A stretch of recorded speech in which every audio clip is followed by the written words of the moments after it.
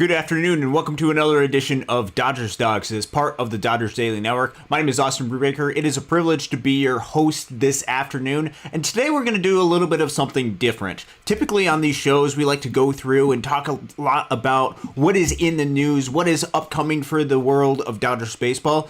But we're going to take a little bit of a step back because I want to examine some things that are out there, in particular with some projection models that are starting to be released. Now, when we're talking about the game of baseball, what we want the Los Angeles Dodgers to do is to be able to add talent that is going to improve the baseball club. But in order to be able to do so, you have to take past information and then make predictions about future events. And that is exactly what a lot of the projection models are doing, is they are taking information about an individual player and making projections about what's going to happen in the 2026 season. So, for example, when we're talking about an outfielder or a second baseman for the Dodgers to be able to bring into the mix, yes, we care slightly about what they've done in the past, but not because what they did in the past is important for the future, because that is predictive of what they're going to do going forward, because we want them to be good, whoever the Dodgers are going to add, if they're going to add anybody, to be good for the Los Angeles Dodgers in the future. So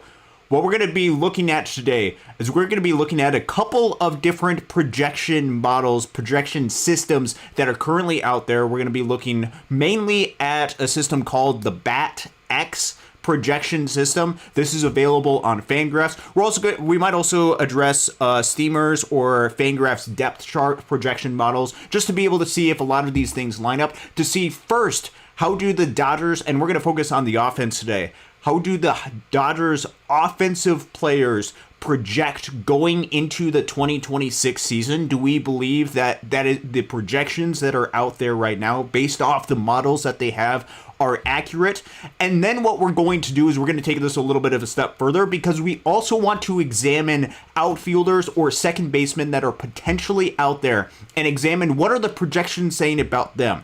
Do our insights or our rationale as to why we want an individual player make sense? And are the projection models accurate, or are there some potential problems with some of these projection models? We're going to be taking a look at that. A little bit of a different show, a little bit more nuanced and data driven. So I hope that you guys are going to enjoy the show, be able to dive into something a little bit different. Now, I know the Dodgers are in the news a little bit, or at least in the rumor mill. We're not going to be talking a whole lot about Freddie Peralta today, just because I have not gathered my thoughts a whole lot onto that, nor am I expecting that really to happen. I think it's a better use of time right now to be able to look at this aspect, especially because we don't know when the Dodgers are going to make some sort of addition or one of these players going to come off the board. So I want to take a little bit of a different aspect with some of the outfielders / second basemen, as well as an overall evaluation of the Dodgers roster as well. So it should be a little bit of a fun show for us today. Thank you very much for tuning in. ZNAB, Daniel Berry Sports Highlights, Chuck Huddleston, History Man, Go Dodgers and God Bless. Absolutely. So what we're going to do, and actually I put the link to these leaderboards that you can access via Fangraphs in the chat. It should be the top link, the second comment that is down. That's going to take you to the BAT-X projections. And what we're going to do is we're going to be examining that for the Los Angeles Dodgers and just get an overall feel of what the projection models are saying about the Dodgers roster going into the 2026 season. So once you click on that link, it should take you to something like this. And you can see scrolling down here, bunch of different leaderboards right here. Now, currently this is sorted by Fangraphs WAR. We have all these different players that are part of the mix. These are not stats that they have done. These are projected stats for the 2026 season. So based off of this projection model, how does the model think each one of these players is going to play? How does the model think each one of these players is going to hit? So what we're going to do first is we're actually going to look at the Los Angeles Dodgers and their players to see what the projection model, the BAT-X projection model, predicts for the Los Angeles Dodgers hitters. And then we're also going to be comparing that, because for the most part in this offseason, I've used 2023 through 2025 statistics to give an overall evaluation where I think an individual player is. We'll see what the model is showing us as to, or predicting as to what's going to happen in the future. Talk about where there could be some disagreements with things going forward. So if you go on and limit it to the Los Angeles Dodgers, this is what you are going to see for the projections by the BAT-X projection model. We'll go ahead and zoom in on this just a little bit. And what we're going to focus on primarily first is we're going to focus on WRC+. So what we're going to do is we're going to sort this by WRC+, take a look at what the projected WRC+ for each one of these players are. So first guy that you will notice, Shohei Ohtani, projected to have a 169 WRC+, projected line at 285, 387, 607, 169 WRC+, as I had stated. This is really right in line with a lot of what he's done in the past 3 seasons, 23 through 2025, 177 WRC+. I think it is a fair bet based off of the history that we have with Shohei Ohtani to say that he is going to remain relatively around the same player that he was or has been for the past couple of years, and just looking at some of the expected results that he's had over the past couple of seasons, it's been all really solid for him, backing up the type of data that he has. So by expected results and by the actual results, you could probably expect Shohei Ohtani to be the exact same player he has been, same hitter that he has been the past couple of seasons. One thing, I should take note of this, and we'll actually cut this back to me for just a minute. One thing to keep in mind with the BAT-X projection models in particular. Now, I'm not an expert on each one of these projection models, but from what I do know about the BAT-X projection models, which is what we're looking at right now, is they take a lot of information, particularly from StatCast, when it comes to these models and doing predictive results. So if you're familiar with StatCast, it takes a lot of batted ball data. It takes a little bit more of in-depth type of information that isn't just drawn from the actual results of the game. It more nuanced type of stuff, launch angles, exit velos, barrel percentages, all that type of stuff is taken into account with this particular projection model. And Shohei Ohtani passes with flying colors on that. Also projected 26 stolen bases, all these different numbers really solid. Second, this player that is projected to have the second highest WRC+ for the Los Angeles Dodgers is actually Will Smith. Now, Will Smith had a phenomenal season last year by WRC+ standards. I actually don't have his numbers up at this moment, but he was really solid. Past 3 seasons for Will Smith, 124 WRC+, but he was closer to the 150 range last year. So good for him. They're projecting him to stay at that type of pace. One thing that I think is a little bit high right now, the 500 plate appearances. My guess, if you are the Los Angeles Dodgers, is this would probably be down in the 425 to 450 type of plate appearances. Just because if you look down at Dalton rushing, I would anticipate they would probably do a little bit more even split between Will Smith and Dalton rushing, just to make sure that Will Smith is as healthy, ready to go as possible. 138 for him projected. Freddie Freeman, 122 projected WRC+. He's another one, really solid player. Past 3 seasons, 146 WRC+. So again, with Freddie Freeman, as he gets up in there in age, there is going to be projections of him to have at least some sort of decline. This is projecting a decent amount of decline, but still a really solid hitter. Mookie Betts projected at 119 WRC+, Max Muncy 119, Teoscar Hernandez 118. You have 6 different players that are 118 WRC+ players or greater. I think that is a really solid group to be able to go out there. And what this is also showing is a projection of a rebound for Teoscar Hernandez, going from a 103 to 118. He was in the 130-ish range WRC+ wise in the 2024 season. This is kind of splitting the difference. I think that's probably accurate with where it's at. Where it's a little bit fascinating is where you get further down the line. Andy Pages, look at the past couple of seasons. It's been a 107 WRC plus. The projected numbers for this year, 256, 310, 443 with a 108 WRC plus. That kind of lines up with the type of player that he has been, projected to have 24 home runs, not a whole lot of walks. Strikeout percentage about 22-ish%. If you get another year like this and Andy Pages just becomes a consistent 2.5 to 3 win type of player, that is a very valuable piece, especially if it is somebody that can go out there and play center field a whole lot. I think Andy Pages can provide a lot of value to this club. You have 7 projected hitters with a 108 WRC plus or greater. Where it gets a little bit interesting is where we get down the line with some of these projections. Now, not all of these different projection models agree. We'll get into that in just a second, because after we go to the BAT-X projection models, we'll go into some of the other projections as well. The 8th highest WRC plus projection is actually Dalton Rushing. Dalton Rushing with a projection of 219, 298, and 388. That is equivalent to a 92 WRC plus, which would be a big uptick from his 62 WRC plus that he had in the season last year. Now, some things that I want to note, I'm going back over to me just because I want to make sure that you guys are aware. Some of the things that this projection model and some of the other projection models are noticing about Dalton Rushing that I think you should be noticing about Dalton Rushing as well is there are certain characteristics of his batted ball that actually were really solid. It's his barrel percentage, which was at 14%. Really solid. He also was able to hit the ball hard, and when he hit the ball, he was pulling fly balls. A 29% pull fly ball percentage with a 45% hard hit percentage, and only hitting 33.7% of his batted balls on the ground at the major league level. That has a profile of a player that if he is able to make enough consistent contact, he is going to hit for some power. Dalton Rushing, he barrels it up pretty well. He has been able to pull the ball in the air. The biggest thing with Rush right now is being able to make consistent contact. And I think this is the same thing that he is dealing with, that both him and Alex Freeland are dealing with as individual players, is both of them as an approach are definitely patient hitters at the plate.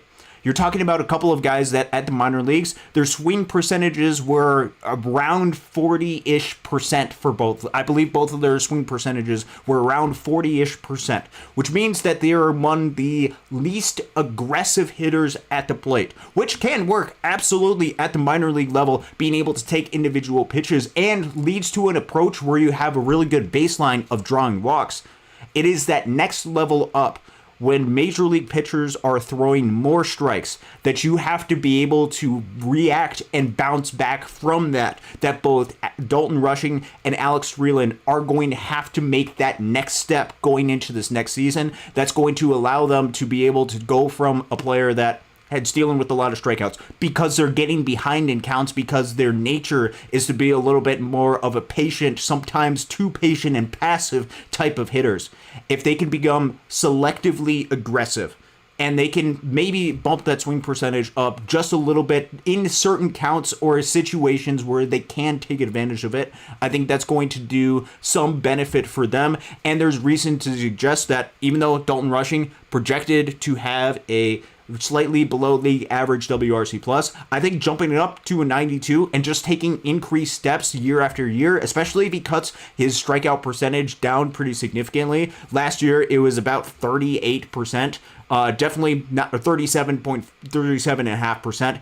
Not ideal, not going to work at the big league level for Dalton Rushing if it is that high of a strikeout percentage. But even if you can cut that down below 30%, that's going to be a really big step for him as he continues with his development at the big league. So that is Dalton Rushing. He is currently projected as the 8th best hitter on this list of players that are currently on the Dodgers. 9th, Alex Call, projected to have a 91 WRC plus. This is actually pretty low for some of the other projection models that are out there and for what he has been over the past couple of seasons. If you look at Alex Call as a player, 100 WRC plus over the past 3 seasons. You look at his weighted on base average and expected weighted on base average. It is actual one is 316. His expected is 306. So a little bit of a decline, but I think this becomes a question of the primary role for Alex Call in the 2026 season. If you have him as somebody who's going to play mostly against left-handed pitching, of which he's had a 114 WRC plus against left-handed pitching the past 3 seasons, I think he can have success to where he's an above league average hitter just looking at the overall stats of what he has, because you're going towards his strengths. Alex Call, I believe, works best as a platoon hitter, and if you put him in that role, I think the 91 WRC plus goes up. And if you look at some of the other projections, they actually have it a little bit higher than that. Tommy Edman, another interesting one, projecting him to be a little bit more of a full-time type of player. I don't know if he's going to get close to 600 plate appearances, just with the role that I would anticipate the Dodgers to have him and with his health. But they're currently projecting Tommy Edman to only have a 90 WRC plus. Now, Tommy Edman, that's kind of around the type of player that he has been. You actually look at the past 3 seasons, it's about an 89 WRC plus, 23 through 2025 stats. Keep in mind, he was injured for a part of that, so that is not including a complete total sample sizes.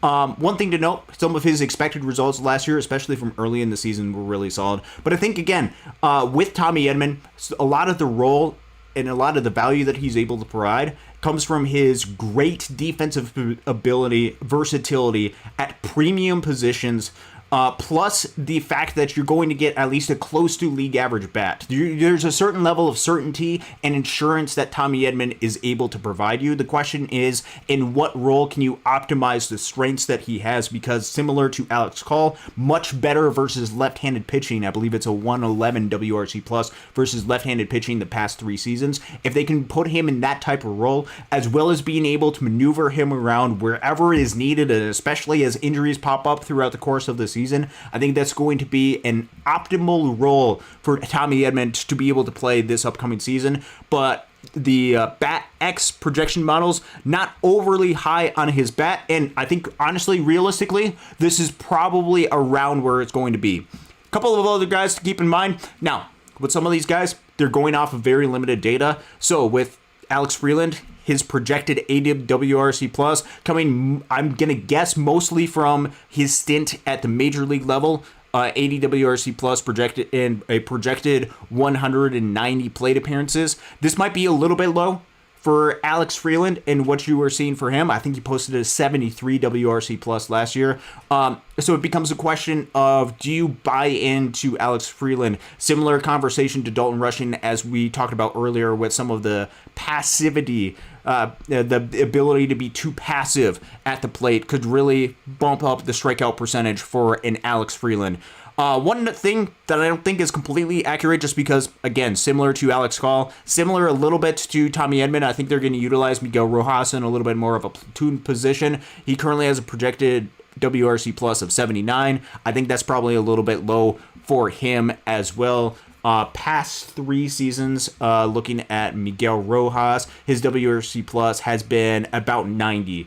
So I would expect maybe a little bit higher for him. And then one guy that the projection systems are not really high on at all is Hae-Sung Kim, projected 76 WRC plus, which I think has a lot to do with some of the numbers that we're seeing with Hae-Sung Kim, 95 WRC plus last year. But if you look at his weighted on base average at 306 and his expected weighted on base average at 259, there is some suggestion that there could be some regression coming, especially if Hae-Sung Kim is not able to lower his strikeout percentage pretty dramatically, just because the numbers would suggest that Hae-Sung Kim overperformed what his expected results were last year, which doesn't mean that you can't overperform those results, but those were what the expected results. That's typically what the projection models are going to show going into the season. So there's a couple of things to keep in mind with these projection models.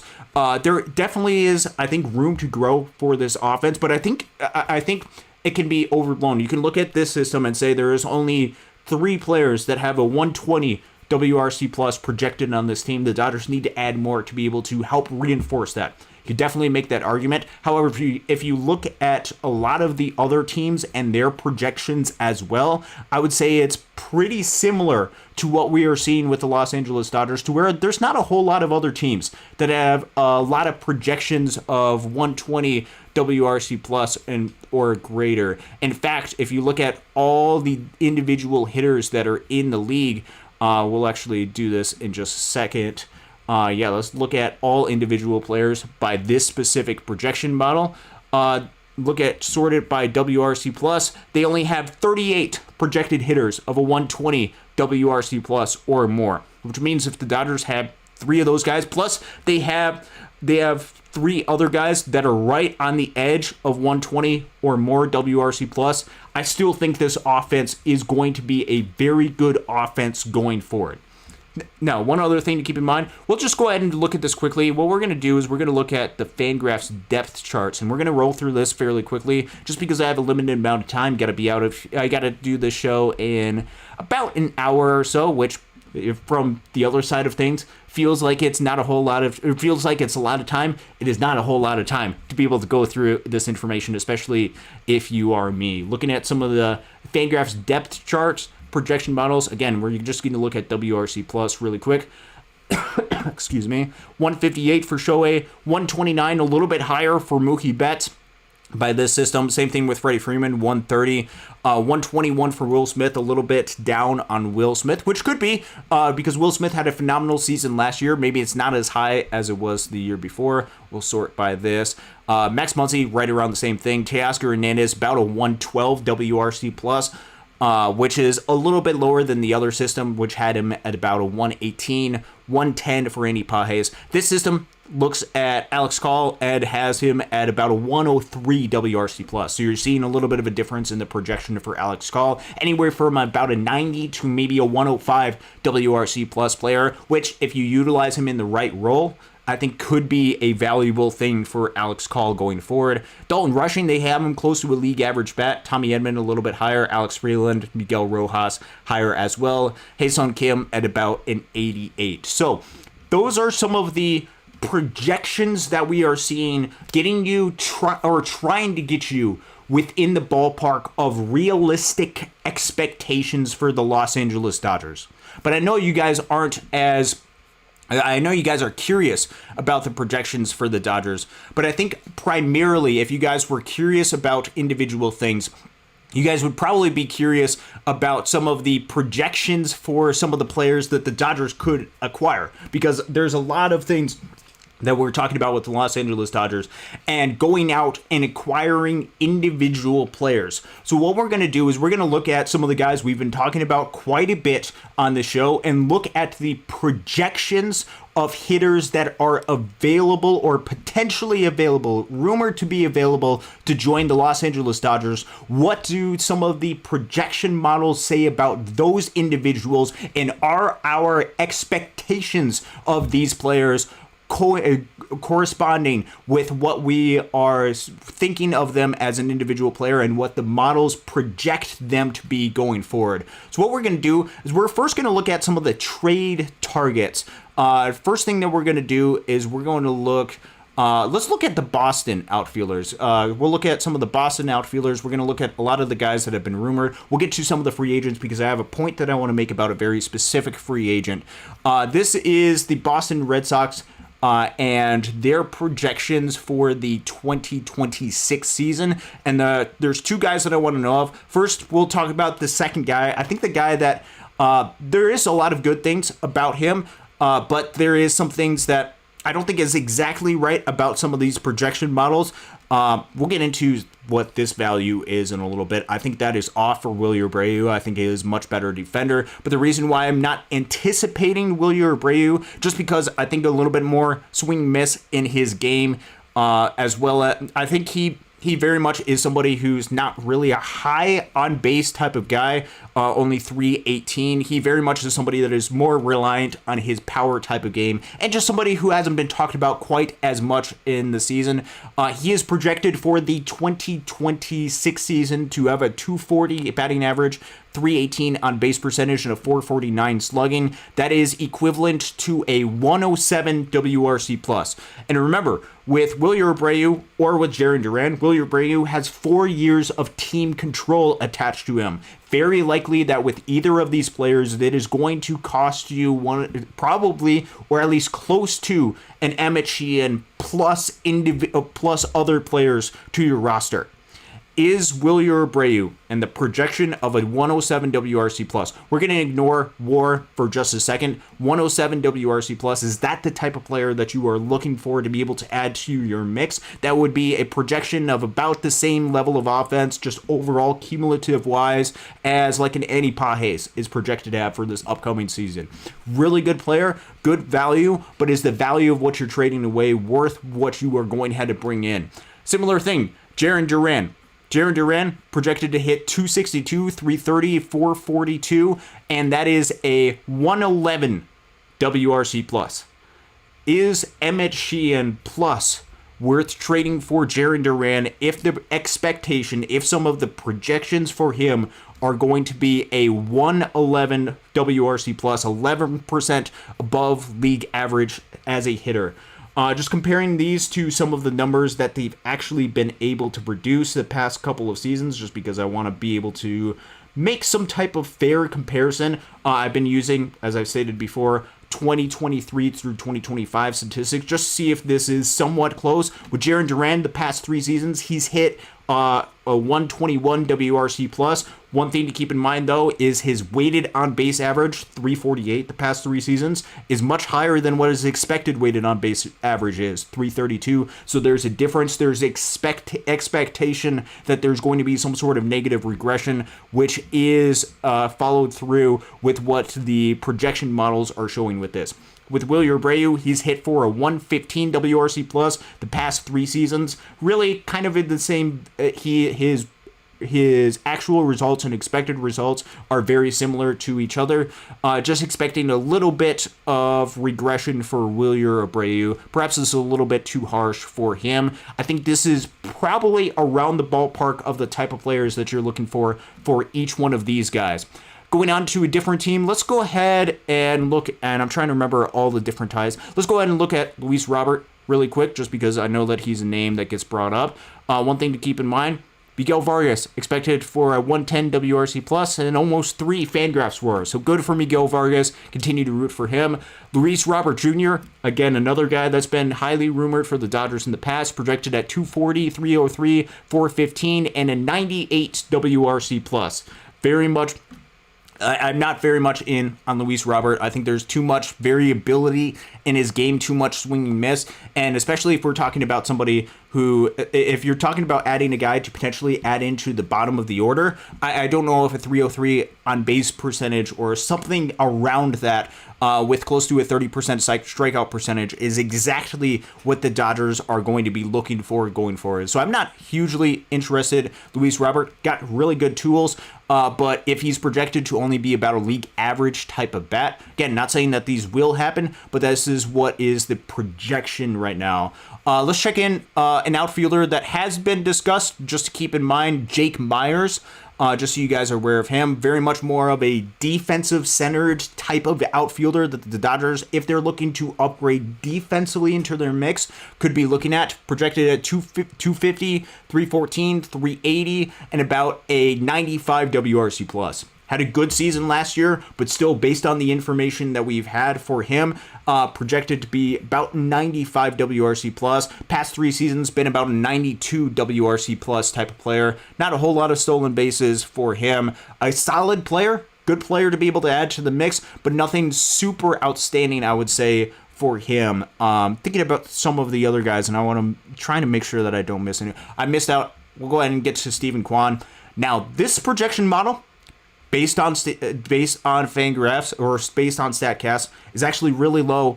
on what Steven Kwan is able to bring, and I think that's primarily because if you look at Steven Kwan's game, he does not barrel up the baseball at all. He doesn't really hit it that hard. He very much is going to be reliant on his batted ball ability and being able to do a lot of different dynamic type stuff.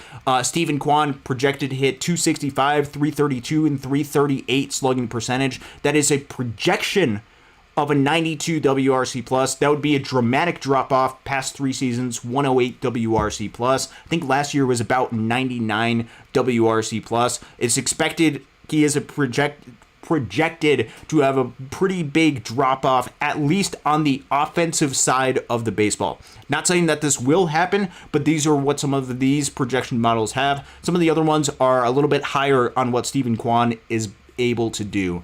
And then let's go ahead, and I want to make sure that I'm not missing anybody. Yeah, let's go ahead and go to the St. Louis Cardinals and just a couple of their guys as well, because these are a couple other guys that have been rumored to go to the Dodgers. We'll go ahead and start with Brendan Donovan. Brendan Donovan, the projections for him, 270, 344 on base percentage with a 405 slugging percentage and a 113 WRC plus projected for Brendan Donovan. If you look at his numbers the past 3 seasons, 282, 351, 420 with a 117 WRC plus, and the expected results slightly higher than what the actual results are the past couple of seasons. The expectation is that he's going to be pretty much the exact same player that he has been the past couple of seasons. Another one to keep in mind, and this is somebody that has been not a big fan of, or Dodgers fans have not been a big fan of, I think in part because of the injury that he currently has.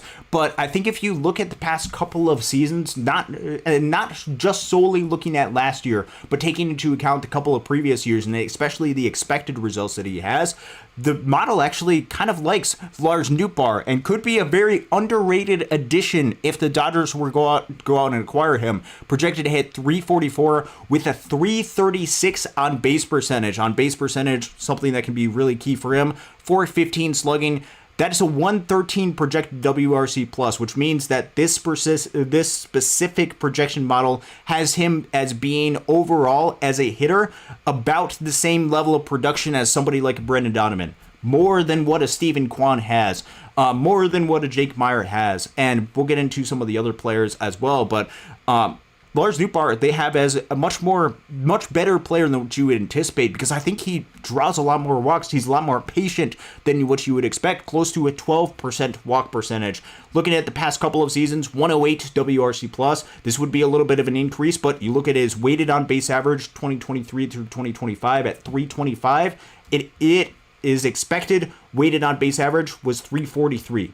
If you want to bet on somebody with potential upside, you could look at somebody like a Lars Nootbaar to be able to add into the mix and be able to utilize him as a player, even if you want to utilize him more as a platoon player. 116 WRC plus against right-handed pitching the past 3 seasons. I think that could help optimize his game, and then you could platoon him potentially with an Alex Call and be able to get some of the best out of both of them. And especially if some of the prices get too high for the Dodgers' liking and they want to turn elsewhere, I think Lars Nootbaar is a much better choice than what other people are going to give him credit for.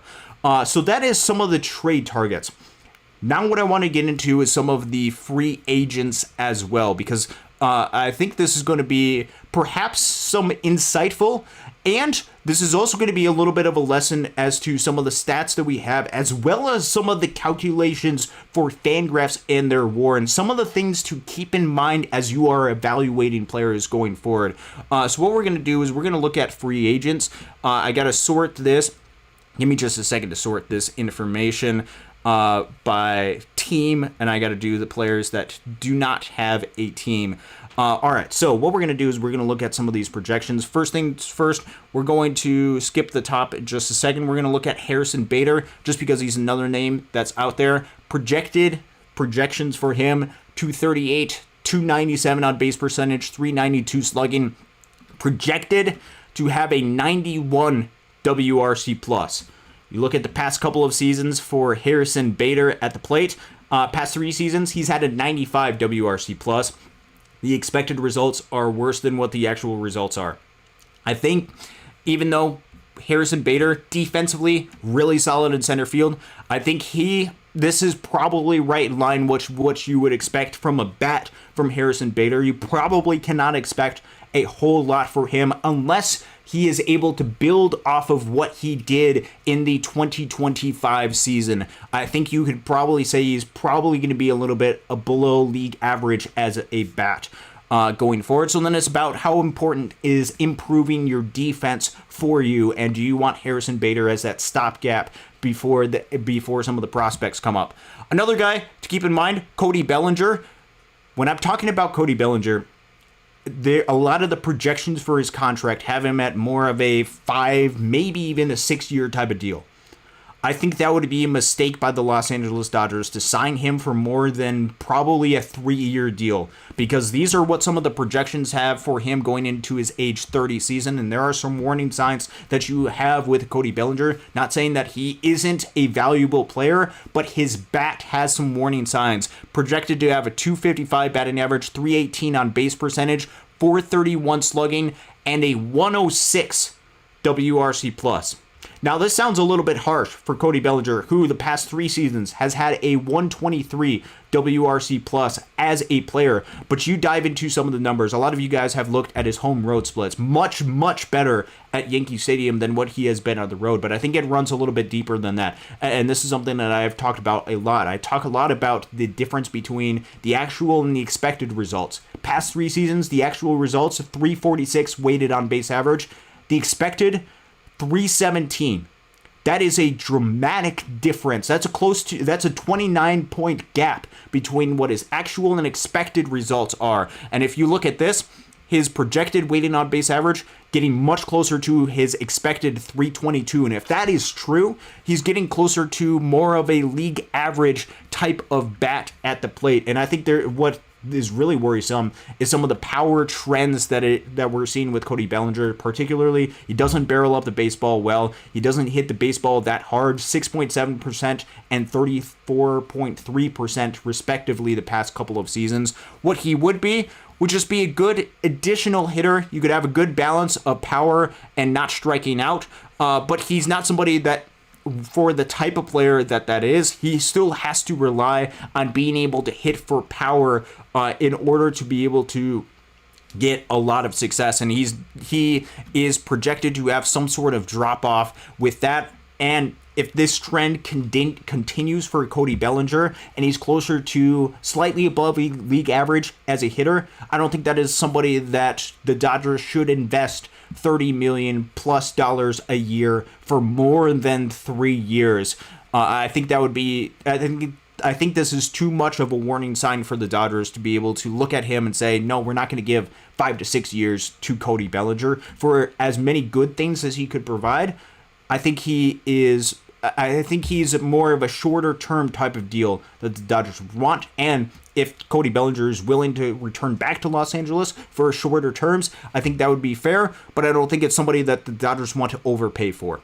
Now gets into the main conversation that we have, and this is where we can have a lot of fascinating conversations and we're going to talk a lot about Bo Bichette in this specific aspect because it's a little bit of a warning sign / a little bit of a something to keep an eye out for with some of these projection models. Because if you look at the offensive side of the baseball, look at projected, same exact thing, Kyle Tucker and Bo Bichette, they're the top 2 right here, projected to have 258 plate appearances. Let me go ahead and read off the statistics for each one of these guys in the projections, and then you take note as to which player you would want to be able to part of your club.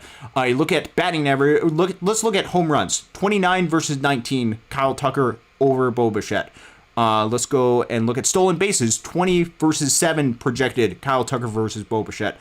13.5% walk percentage versus about 6% comparatively, and a 15% projected strikeout percentage and a 16.3% strikeout percentage respectively. ISO 219, 153 for them. You look at batting average, this is where Bo Bichette very clearly has an advantage, 292 projected batting average versus 269 for Kyle Tucker. The batting average in balls of play falls in line respectively. A 370 projected on base percentage and a 488 slugging for Kyle Tucker, 336, 445 projected for Bo Bichette. That equates to a 137 projected WRC plus and a 117 WRC plus projected for Bo Bichette. There's a gap of about 20 points between Kyle Tucker's projected WRC plus and Bo Bichette's 117 WRC plus.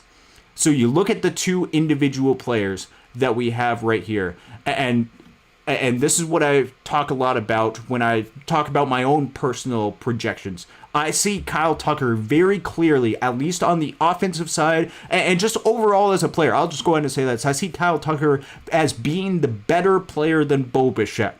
Now, you could have a little bit of a different conversation about Bo Bichette being a better fit for the Los Angeles Dodgers, but when you're talking about the better player, and this is not a conversation of who would you give a necessarily long-term deal, but if you had a choice, short-term deal between Bo Bichette and Kyle Tucker, I'm giving the contract to Kyle Tucker because I can see much more upside with Kyle Tucker as a player. Again, a gap of 20 WRC plus points for them. But then something caught my eye a little bit. And this is something that was a little bit weird. So we're going to go down a little bit of a rabbit hole. This is a little bit nerdy, baseball stats, but I think this is perhaps relevant to some of the conversations that we're going to have. Because if you look at some of the projections of WAR, and if you sort it by players, by projected Fangraphs WAR, by the BAT-X type of metrics, you'll notice that Kyle Tucker projected to have 4.5 Fangraphs WAR. Even though there is this big gap in expected production between Kyle Tucker and Bo Bichette is projected to have 4.2 Fangraphs WAR. This would be one of the higher stats for him in his career, this would be around kind of what he's done, not dating back to 21 or 2022, but this would be a little bit of an uptick from what he's done the past couple of seasons, 4.2 WRC plus. So the question is, why are they so close in expected Fangraphs WAR? And then you look over here, and this is where things get a little bit weird. Because if you look at the defensive value projections on these specific projection models, they currently have Bo Bichette as having a 7.0 defensive value. Now, this becomes a little bit of a tricky type of scenario, because as I have talked about before, in my evaluation of Bo Bichette as a player, I see him as being a bat-first player, meaning I do not think the glove with Bo Bichette is good really at all. And we'll go into some of the numbers with that. And when we're talking about Bo Bichette not being a good defender, I'm talking about primarily at shortstop, because that's the only information, that's the only data that we have aside from 7 games in the World Series. With Bo Bichette and his value as a defensive player, I do not see him as a good defensive player. By this projection right here, this has Bo Bichette as being not just a good defender, but as being a really solid defender, which is equating him to his 4.2 Fangraphs WAR. In fact, and the only position that you can sort him by right now is at shortstop. If you go by defensive leaders at shortstop right now, Bo Bichette and his 7.2 Fangraphs defensive value projection currently has him as the 8th best projected Fangraphs shortstop by the BAT-X model. Now, this is very much an outlier case from Steamer. This is very much an outlier case from the Fangraphs depth chart. This is saying Bo Bichette, in order to get this 4.2 Fangraphs WAR, has him as a really good defensive player and primarily a defensive shortstop. So that becomes a very important question, because this changes some of the calculus. If Bo Bichette is a good defender, is Bo Bichette a good defender? And how does that value come into play? How is defense, the DEF statistic, come into play? Because when you're talking about that specific value, defense, DEF, in Fangraphs, that goes into calculating a player's Fangraphs WAR.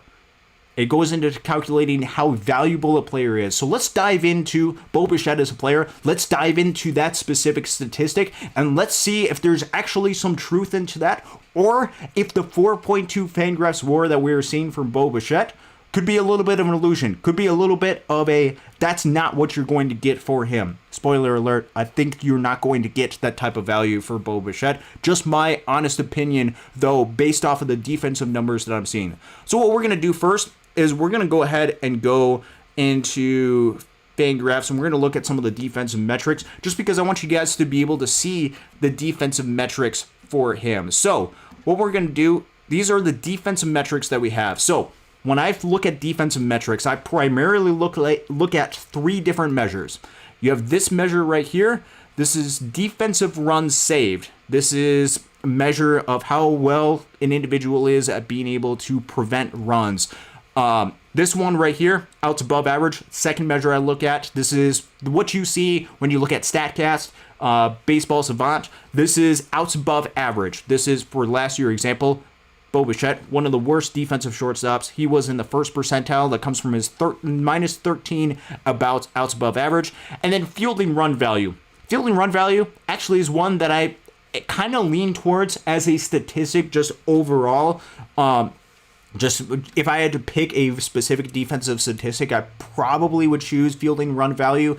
Again, another measure kind of similar to outs above average in a lot of its characteristics. When we're talking about defense, though, when we're talking about this very specific measure of defense by Fangraphs, and one of the primary statistics as far as my understanding of Fangraphs in its WAR calculation of calculating the player's WAR, is they actually use a little bit of a different defensive measure. They use either defensive runs saved or a value that is called ultimate zone rating. Now, ultimate zone rating, I'm not going to go too much in depth only because I'm limited on time. This is a little bit of an older statistic, came about in the early 2000s, which basically splits up the field into different zones and does different difficulties for players based on the individual zone that they are in, based on the individual zone in which a play is hit. And so when you look at Bo Bichette as a player, what's one thing to be able to keep in mind? Well, if you look at defensive run save, pretty consistently, especially 3 out of the past 4 seasons, pretty negative values for him. Negative 16, negative 12 in 2 of those seasons, negative 3 and 4.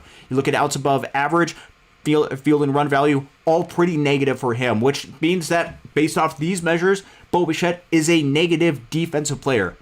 However, what's interesting is if you look at ultimate zone rating, which is this statistic, we can look at what I would probably prefer is ultimate zone rating over 150. This is ultimate zone rating over 150 games. This kind of scales it similar to how I like to scale the average of defensive run saves, outs above average, and fielding run value. This scales it to a more consistent result. By ultimate zone rating, look at look at 2023 and 2024, the last 2 seasons in which UZR has been calculated and made public. They actually had Bo Bichette as having a positive value in ultimate zone rating. Even though defensive run saved, outs above average, and field and run value pretty consistently had Bo Bichette as being a negative player, defensively, ultimate zone rating had a little bit more of a positive result. So that becomes a question. How do we evaluate defensive metrics, and what do we look at for as an overall defensive player? Now, I'm not pretending to be some type of expert as to this is exactly the measure you can look to. I have my own preference. As I stated earlier, I have a preference for field and run value as a statistic. But overall, what I would advise for you guys, and I think this is probably the best approach that you can take with these defensive measures, is you're looking for some overall trends with statistics to be able to see, is a player a good defender or not? With Bo Bichette in particular, I think there is a lot more negative signs of him being a defender, especially if you look at last year. Negative 12 defensive run saved, negative 13 outs above average, negative 10 fielding run value. Most of that came early in the season, or at least a good chunk of the season before he was injured going into the World Series, when he actually was somewhat healthy on the field. I think if you look at the overall grand scheme, I don't see Bo Bichette as being a good defensive player. And especially when you look at some of these projections by these defensive value type of category, with him being projected by this defensive value among shortstops at being the 8th best defensive shortstop, this puts him above guys like Ezequiel Tovar, who's had 30 to 32 outs above average and fielding run value the past couple of seasons. Puts him above guys like a Francisco Lindor, above a Trey Turner who had a good last year, above a Mason Wynn who was phenomenal defensively last year, above a lot of different guys that have good defensive prowess. So this brings up the question, with the defensive value, how is this calculated and where could they possibly be getting this result? And where we are seeing some of these results is both the fielding runs. This is the defensive run save. This is the UZR. My guess is with this value, they're looking at probably the 2023 and 2024 UZR statistics primarily and making their calculation with Bo Bichette, or maybe throwing in a defensive run saved in there, plus a positional adjustment. This is where we get into a little bit of nerdy type of stuff and we go into a little bit of granular detail, because this could be one of the things that we look at overall in how it evaluates a player. Now, when it comes to this defensive metric, essentially what the overall premise of it is, I know I'm giving a lot of information, but this is important when evaluating Bo Bichette as a player. Trust me, follow along as best you can with this. When you evaluate defense as a measure, one of the primary thoughts of this specific statistic is that there are certain positions that are more difficult to play than others, and so we're going to make an adjustment for that based on how difficult that position is. For example, the shortstop position is a much harder position to play than first base, which is why if you have somebody that's a little bit more of a poor defender, at the worst case scenario, you can talk about different ways to be able to put him at the first base position, which means if you're providing value for a team and you're playing the shortstop position over the first base position, playing the shortstop position is going to have some increased value that the first base position doesn't necessarily have. And so with this measure, there is a positional adjustment that is made to individual players. And if you look at the positional adjustment, this is found on Fangraphs. I think these are roughly loose accurates of what they have. You're going to see at the shortstop position, there is an addition of 7.5 points just for playing the shortstop position that is added to an individual's defensive value, which if you look at leaderboards, this is looking at leaderboards for the 2025 season, and you look at the defensive measure, DEF on Fangraphs, what you're going to notice is for shortstops that had at least 500 innings, almost all of them are positive. 27 out of the 33 shortstops, the players that played shortstop for at least 500 innings, had a positive defensive value, and only a couple of them, only 6 individuals had a negative defensive value. You can see Bo Bichette having the worst defensive value in the league at shortstop last year. Now, why is this important? Why am I bringing this up? Why am I bringing this culmination to here? Because with some of the projection models that we have, and if you're talking about projecting somebody going forward as an individual player, Bo Bichette, I believe by this projection model and this 7.0 defensive value that he is getting, I think that is in part being rewarded because the projection model still sees him as a shortstop. Now, what happens, because we know that Bo Bichette is willing to move other positions, and if he comes to the Los Angeles Dodgers, the plan would be for him to play second base in the short term and potentially third base in the long term. You could have question marks about that. I have no idea how Bo Bichette is going to be at second base or third base defensively. We have zero evidence of how he's going to play. We just know that defensively at the shortstop position, looking at the aggregate type of data, it hasn't been that good. But that there also is some type of positional adjustment that has been made because he plays the shortstop position. It's 7.5 points for shortstop. What about when he moves over to second base or third base? That becomes 2.5, which means that some of the projection models for his defensive value and the overall type of profile of a player that he has, the 7.0 defensive, we're assuming there's a good positive 7.5 defensive value, that's going to get closer to about 2 for a defensive value, which if we look at second baseman, which I actually haven't looked at second baseman, yet. Let's look at where the leaderboard for second baseman is. That would put him about middle of the pack, and that is going to take a little bit of a drop off in what his overall defense, overall Fangraphs WAR is. And so what I'm saying with this is in part with some of the Fangraphs measures that we have. One, I don't think the defensive value that you have seen right there is completely a good, useful, one-for-one type of measurement. There is some inflation that is made based off of the position that you play. So, for example, when we're talking about comparing different players that play different positions, if we look at the positional adjustment, the shortstop position has a plus 7.5 point basis, whereas the first base position has a negative 12.5 basis points. So if you look at first baseman or look at shortstop for their defensive value, most of them positive defensive values because they play a much harder position. If, however, you look at a first baseman, and you look at the advanced statistics and you sort it by the defensive value, only one of them by this metric had a positive defensive value, and that was Ryan O'Hearn, who had 541 innings at that, had a 1.8. Everybody else by this metric had a negative value. So what I want to provide some caution for with this is I think there is an inflation with some of the Fangraphs WAR value by the BAT-X for Bo Bichette, because I don't think his 7.2 defensive value is actually accurate.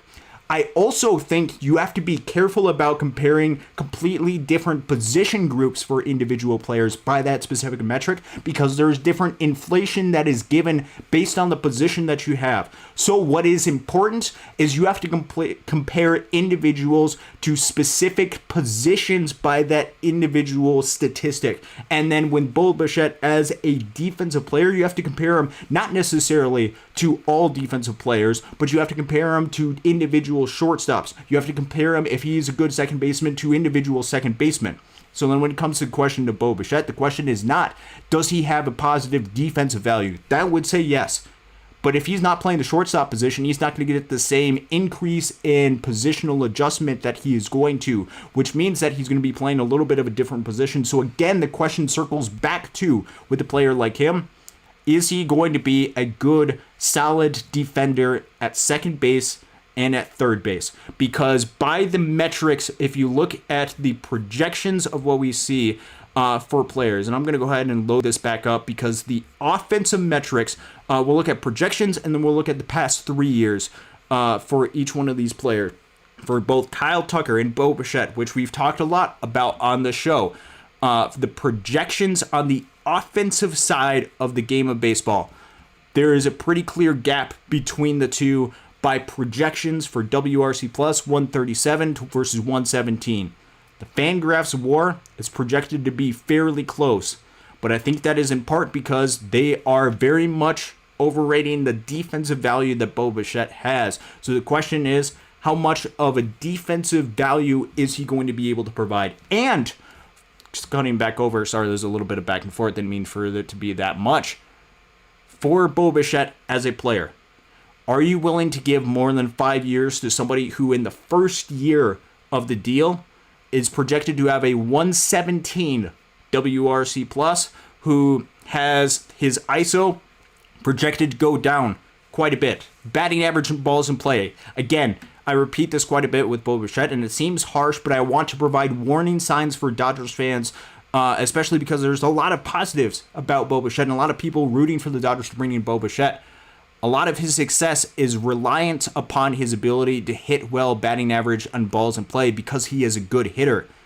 If that drops off, and if he moves into a different defensive position, and if he is not going to be seen as a good defensive player at other positions, at less premium positions going forward, the question is, how valuable is he going to be, and is he going to be somebody that you want the Dodgers to not invest in short term? I think we're all in agreement that he would be a great short-term player. That's not controversial at all. The question is he a good long-term answer to the mix for the Los Angeles Dodgers? Should they invest long-term years, or should they look elsewhere for different alternatives. Some of the examples that we talked about, Brandon Donovan, Lars Nootbaar, both projected to have just 4 points lower WRC+. Is that the better investment than a 7-8 year deal for Bo Bichette? With Kyle Tucker, is he worth some sort of investment? Maybe even longer than just the 2 to 3 year type of deal that I think we're all hoping that he would get if he was going to become a Los Angeles Dodger. And so I want to provide you guys with a little bit of warning when looking at these overall different measures, because there is different valuation that is placed based off different position. And if you're not projecting a player to play a specific position, they might not be quite as valuable as you think, because there's question mark, they're not going to be playing that position, playing a little bit more easier of a position to be able to play, and where there's a little bit more depth. For example, at second base, there's a little bit more depth for the Los Angeles Dodgers over there. That's what the projection models, at least early for the offensive side of things, are saying. Hopefully you guys were able to learn a couple of things, or perhaps reevaluate some of the thought processes that you had about certain players and just what some of the models are. Again, these models will not be accurate as to what happens this upcoming year, but they are trying to be as accurate as possible given the information that they have. No model is perfect, but some are better than other. So you want to be able to take this information as best as you can, and then try to make the proper decision for the Los Angeles Dodgers. Hopefully this has been a little bit informative for you. I have a couple minutes for a couple of questions, couple of chats for you guys. I can't thank you guys enough for tuning in. I won't be able to go too much. I've got probably about 10 more minutes or so before I have to get out of here. That's a hard cut for me.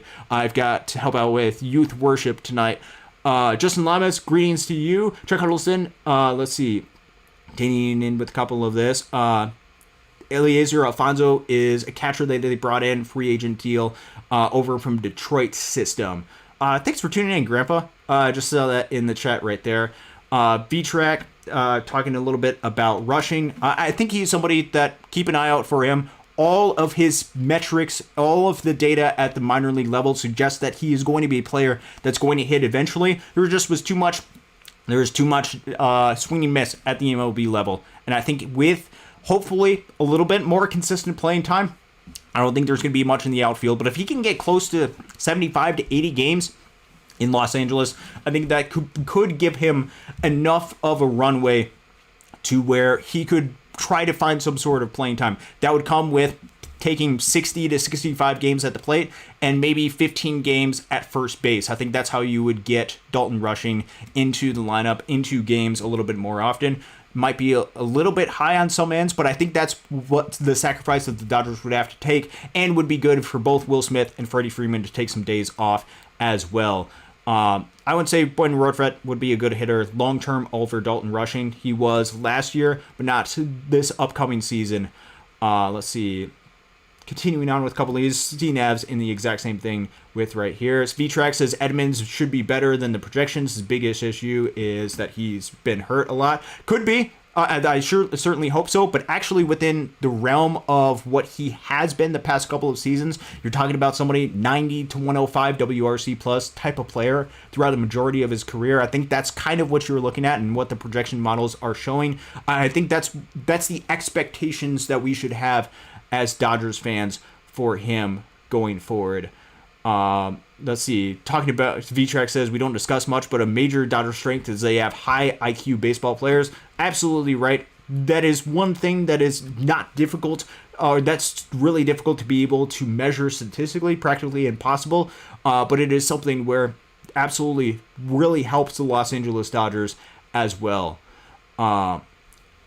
Let's see, continuing on with a couple of these. Talking about fun to look at, unfortunately, don't mean much with the statistics. What I would say with this, and yes, they don't mean much in the fact that this has to be decided on the field, but this gives you an idea of what some certain models and an insight of how front offices could potentially look at players going forward. Again, our goal is to project what is going to happen in the 2026 season with players that we're going to bring in. And if you want to be able to bring in certain players into the mix and see how they're going to do going forward, you have to be able to make some sort of projections. This goes and actually tries to make some certain projections. So the question is, if this doesn't mean much.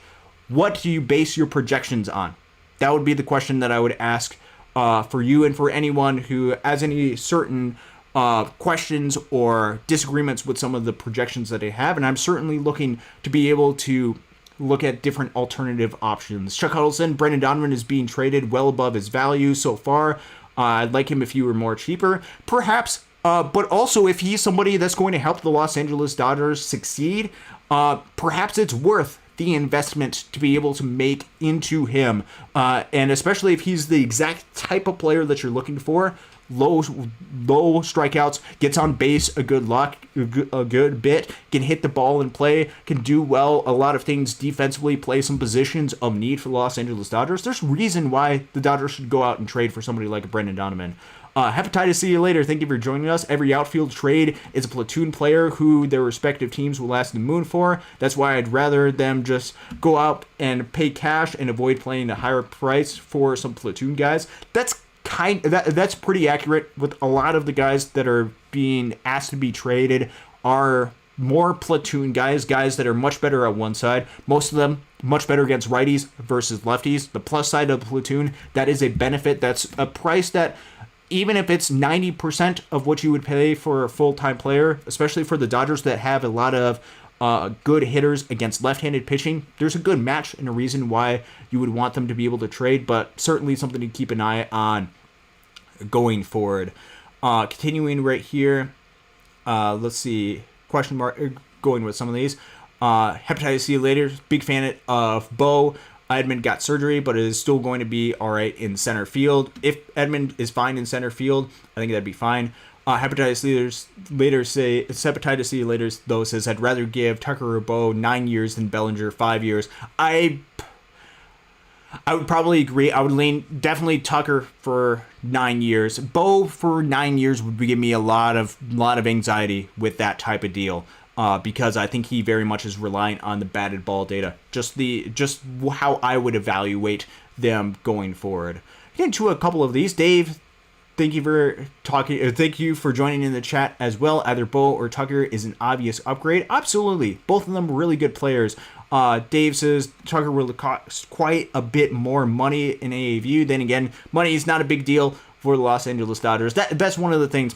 Again, champagne problems, as I stated, for the Los Angeles Dodgers. Al of Minerva, his agreement with Bo Bichette. That's the sentiment that I'm seeing a lot, is a lot of Bo Bichette. And perhaps I'm somebody who maybe it's just one of those things where I'm just not as big and high on Bo Bichette. Maybe I have the low opinion of him as pretty much everybody.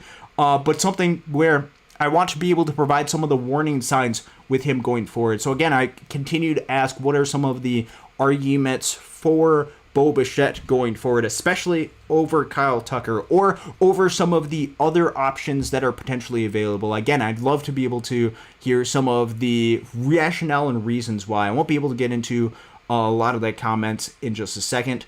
And it's a lot of ifs. There's no real evidence that he can handle third base, and if he can handle second base, perhaps this could be something where they could do a lot of really good things, could fit in well with some of the outfield prospects that are coming up. But the question is that if there is a dramatic difference between the two players and you're able to get them at a similar amount of years, again, I don't think the financial money type of cost is actually totally relevant in this conversation because it's the Los Angeles Dodgers. So you're going to spend however much money they want to, and I don't think the difference between 30 million AAV and 40 million AAV is that big of a deal for the Los Angeles Dodgers.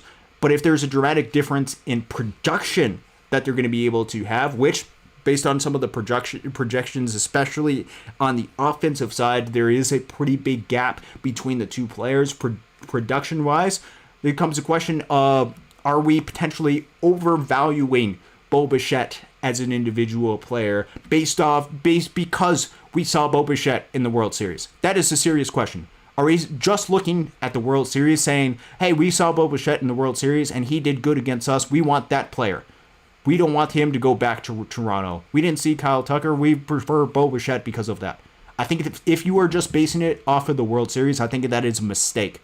I think you need to look overall at the players, and you need to be able to find different evaluation points as to why you would argue for him as a player over some of the other players into the mix, and why you would give that individual player long-term type deals going forward. Let's go into a couple of these. Another thing that would be cool about adding Bo, says Hepatitis C later, would be protecting Shohei from lefties at the top and bottom of the lineup. Ohtani, Betts, Bichette, Freeman, Smith, Muncy, Teoscar, Edman, and Pages. I've always been somebody that, and perhaps I'm somebody that is inaccurate with this, but I think if you look at a lot of the people that Dodgers have been rumored to be connected with, a lot of left-handed hitters, I'm looking for somebody that can hit good against righties and lefties. Both Bichette and Tucker are platoon neutral, so I don't think it matters either one, whether it's a lefty or a righty. I think they're going to be good. I think they're going to be good either way with each one of them.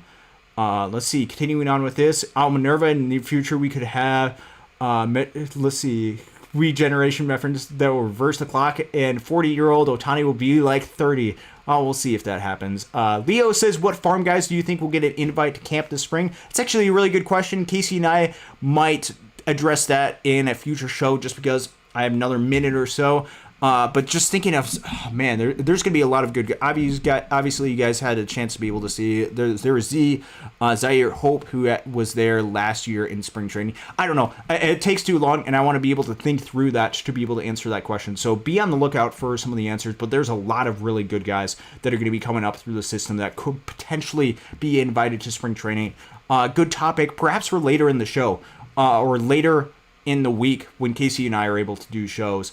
Perhaps that's something we can look at. Al Minerva, we need to pump the brakes on just signing free agents just because they could fix and improve a position. We could always make trades. Farm is looking so good. We're in a great spot by trade deadline, by trading. I don't know exactly what it is at the end, but that could be very much something that the Dodgers could do. With some of the talents that they have in this farm system, though, they don't necessarily have to utilize. But one of the arguments with not signing Bo Bichette and Kyle Tucker to a long-term deal is that just adds another long-term contract to the mix. And when you're talking about the 2029, 2030 Dodgers, then you're talking about adding several different guys on the wrong side of 30, being big-time contracts that could really have an issue being able to compete long-term. Not saying that that's a correct argument, but that is an argument that you could potentially make. Hepatitis See You Later says it's pretty telling who's a better investment overall when you see the Blue Jays prioritizing Tucker over Bichette, their homegrown stud.